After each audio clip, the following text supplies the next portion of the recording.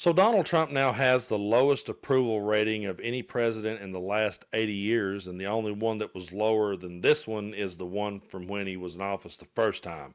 But I'm sure to hear MAGA tell it, it's the greatest time of their lives. Donald Trump himself even said it was the best first month. He's had people tell him it was the best first month, it was the best second month, it's been the best third month, it'll be the next fourth month. Oh, it is just going to be a land flowing with milk and honey to hear them tell it. But I think a lot of people are starting to really get tired of it. There's a lot of voters out there with voters' remorse at this point and buyer's regret. And I don't put a whole lot of stock in polls, but it's not just the polls. It's what I'm hearing people saying. It's what people are starting to wake up to.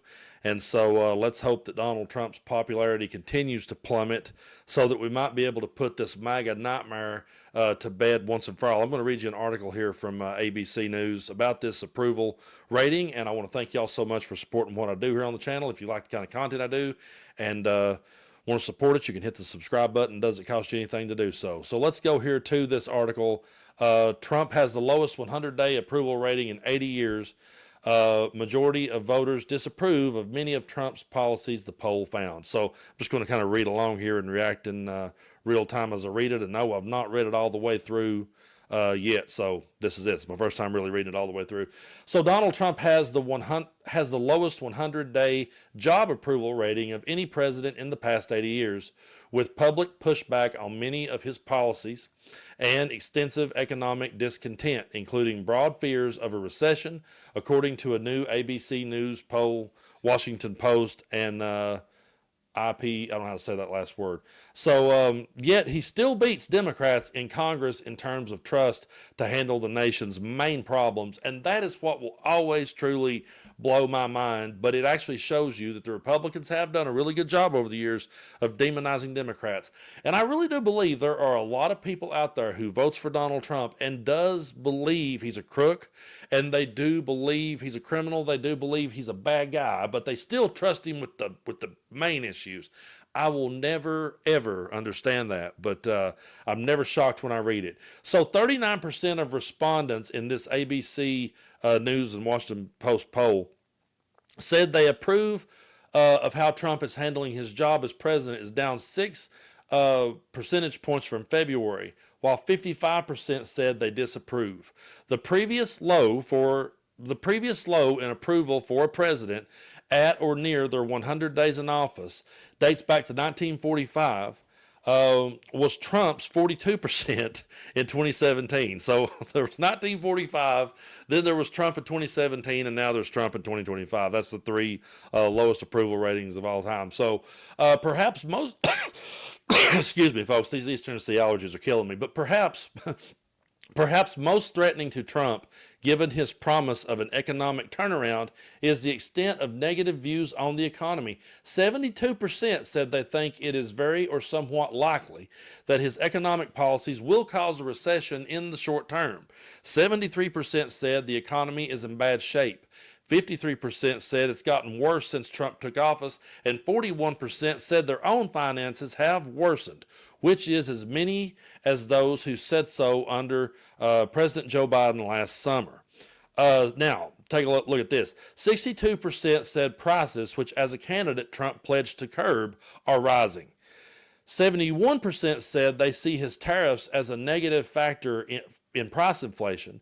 And just 31% in this poll produced for ABC said they accept Trump's argument that the economy will emerge with a stronger foundation in the long term. And folks, if I see one more dumbass in my part of the world sitting around going, he's playing chess and they're playing checkers, I'm glad y'all came up with that clever little line.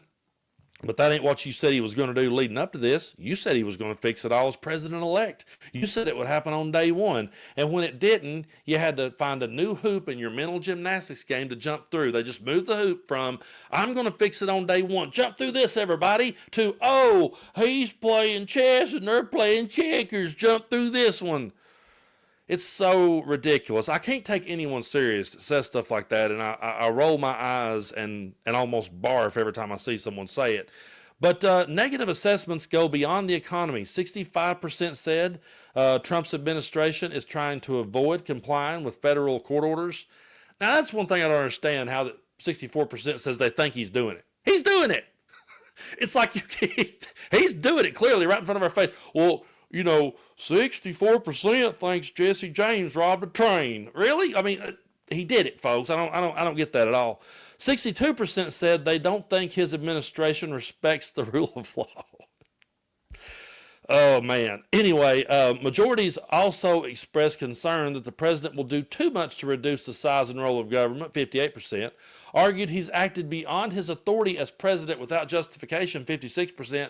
And doubted the Trump administration's commitment to protecting citizens' rights and freedoms, 55%. Well, we sit here in this chair, and so many of us made countless videos and pumped them out every single day of our lives. We made it our life's mission to tell you about all of these things. We tried to tell you that he would do too much to reduce the size of role in government. We tried to tell you that he will act beyond his authority as president without any justification. And we seriously doubted that he would ever commit to protecting citizens' rights. And people said we were being hyperbolic, and now here comes these numbers.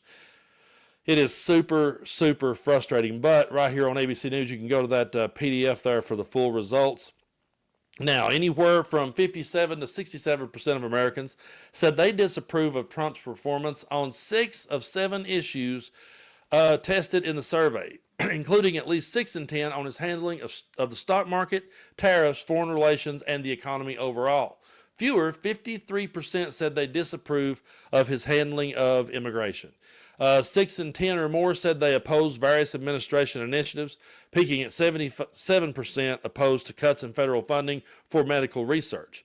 70% were opposed to increasing the federal government's role in private universities or how they're run. 67% opposed to ending birthright citizenship, and 66% were opposed to closing the Department of Education. And remember the videos we did on here about the teachers in my hometown that said, well, that's not what I voted for. Yeah, that's what he said he was going to do. I don't know why that people thinks that, and I may get back touch on that in a minute. But as reported Friday, opposition to deporting immigrants is lower, 51%. Additionally, on university governance, the public sided with the Harvard University over the Trump administration in their dispute, 66% to 32%. In another gauge, 57% said Trump is going too far in closing federal agencies, and it's about the same, 56%, in both laying off of federal employees and in taking action against political opponents. All of these things are things he said he was going to do, by the way. This eases to about half on ending diversity, equity, and inclusion, reflecting the public's divide on whether DEI efforts help level the playing field, 51%, or create unfair discrimination, 57%. But in a positive for the president, more people said they believe waste through the government has decreased rather than increased, with 43% to 25%. The rest said it stayed the same. Now, that doesn't carry over in perceptions of fraud. 32% said they think that this has increased, while 32% says that it has decreased. Now, another question raised by Trump's comprehensive efforts to reshape the government found that 49% think the president is moving the country away from its founding principles, while 34% thinks he's moving it closer towards them. I don't know how that 34% walks upright. I really don't. If you've ever read the founding of the country and you're seeing where it's going, forget party lines, forget who you support. I don't understand that one at all. So approval at 39%. Trump's job approval is down from 45% in February, down to 39 now. It now almost exactly matches his average 40% across his first term, tied with Biden for the lowest presidential career average available, dating all the way back to Harry Truman. And folks, I'll go ahead and stop right there. But yeah, the one thing and what I said that I was going to circle back to there, and I'm glad that I remembered to circle back to it, because I do realize sometimes I will say that and then I never land back where I meant to land. The one thing about MAGA that I will never understand are the ones who says, well, I don't think he's going to do that. I don't really think he meant that. He's just joking. And then when he does it, well, I wouldn't support that. That ain't what I voted for. It's one of the weirdest things that people votes for a guy who I don't support I don't support what he's saying. Yeah, you do. Deep down, you do. And you realize it's wrong, and you don't want to say that out loud. That's my take on that. I believe deep down they know it's wrong. They know that they shouldn't be saying it, but they just want to cheer for him so bad because he makes them feel good about their miserable lives. He empowers them to flex on people who are smarter than them. He gives them permission to in their mind, believe that they're smarter than the one that is smarter. And that's what it all boils down to.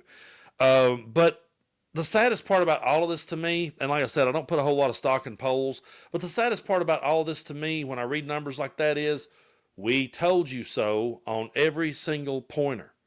But I'll never understand the ones that thinks, yeah, he's doing a terrible job on the economy.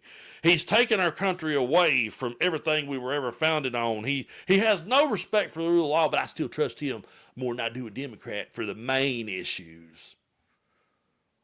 What could possibly be a bigger issue than our democracy itself? Well, I mean, because if we don't have the right to vote one way or the other, if it's only going to be their way or the highway, I mean, all the other issues that I could sit here and bring up, we have to be able to vote on those. And if we're moving away from democracy into a dictatorship, I think that's at the top of the list. So you trust him, though, with the main issues. That I'll never understand. It'll never make sense to me. But I truly do support you all. And I thank you for supporting me here on the channel. So if you haven't already, be sure and hit the subscribe button. It doesn't cost anything. I have so many people ask me from time to time, how much does it cost to hit subscribe? Or they don't understand what it is.